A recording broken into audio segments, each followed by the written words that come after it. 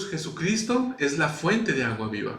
Vamos a aprender en Génesis 26 cómo es que el agua es la fuente de vida, lo mismo que es Jesucristo. Ahora, hubo en estos días, en los días de Isaac, una gran sequía sobre la tierra. Hubo un gran hambre, dice ahí en la Biblia. Entonces Isaac tenía que salir de la tierra en la que estaban y fue y se estableció a la tierra que el Señor le dijo. ¿Cuál fue esta tierra? La tierra de Gerar o Gerar, que era donde estaba el rey Abimelech.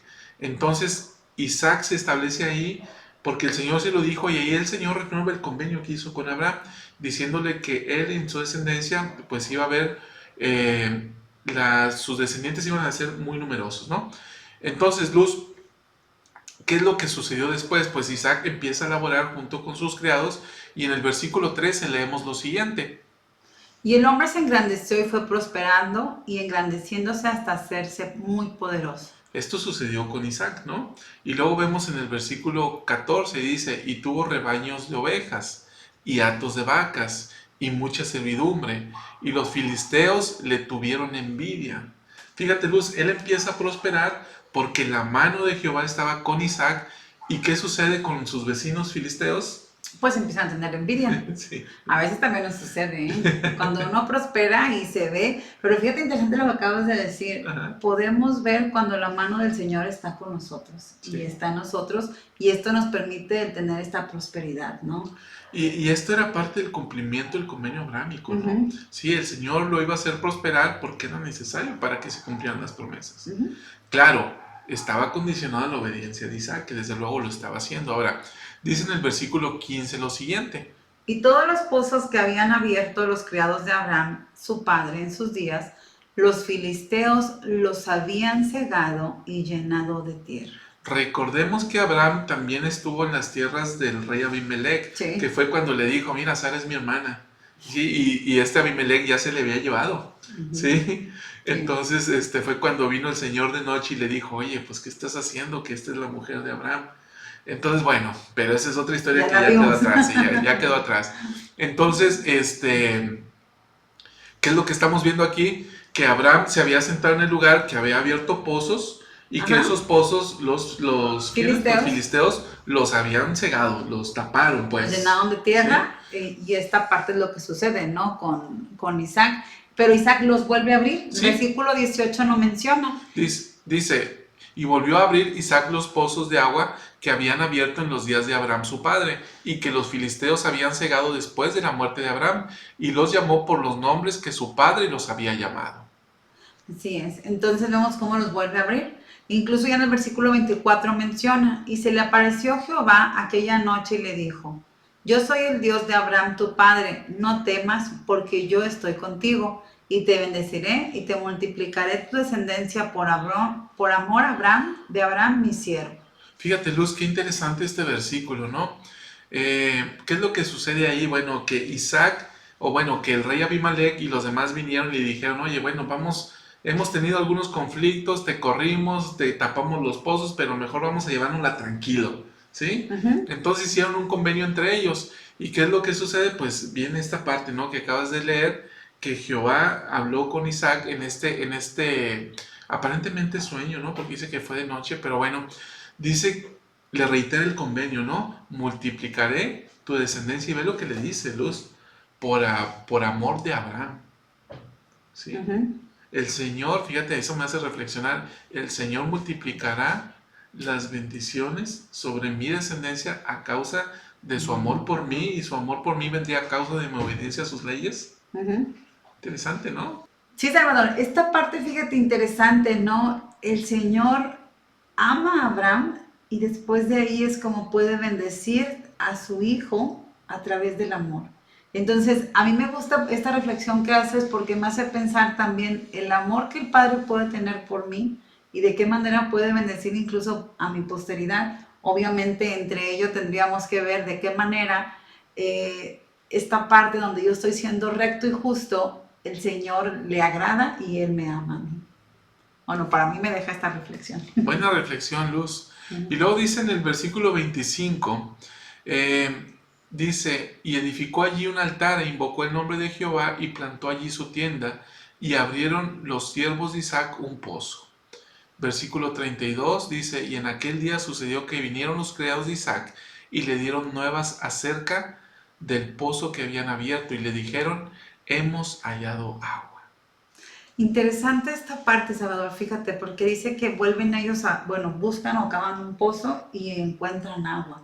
Desde la antigüedad hemos visto cómo en el Antiguo Testamento menciona mucho acerca de los pozos y manantiales, la referencia a la importancia que hace acerca de que había una función, ¿no? Y sobre todo ahorita que hemos hablado acerca del agua. Y a mí me encanta ver esto porque el agua es deliciosa. Si nosotros lo vemos así, es algo, un sabor que puede quitarte la sed. Y no hay nada como el agua para poder refrescarte, no hay nada como el agua para incluso poder limpiarnos a nosotros, ¿no? Limpiar nuestros órganos, los doctores hacen a través del agua cuando hacen sus cirugías. Entonces, este tipo de cosas creo que también podemos ver los beneficios que son del agua, pero aquí vamos a hablar lo que tú mencionabas, un agua con la cual nunca tendremos sed. Ahora, Luz, sí, esto está en Juan 4, ¿no? Vamos al Nuevo Testamento, dice lo siguiente. Y respondiendo Jesús y le dijo, si conocieses el don de Dios y de quién es el que te dice, dame de beber, tú le pedirías a él y él te daría agua viva. Aquí está hablando con la mujer en el pozo, ¿no? Y le dice esta mujer, Señor, no tienes con qué sacarla y el pozo es hondo. ¿De dónde pues tienes el agua viva?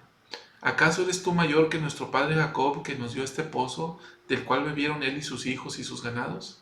Y Jesús le respondió, dice, cualquiera que bebiere de esta agua volverá a tener sed, mas el que bebiere del agua que yo le daré no tendrá sed jamás, sino que el agua que yo le daré será en él una fuente de agua que brote para vida eterna.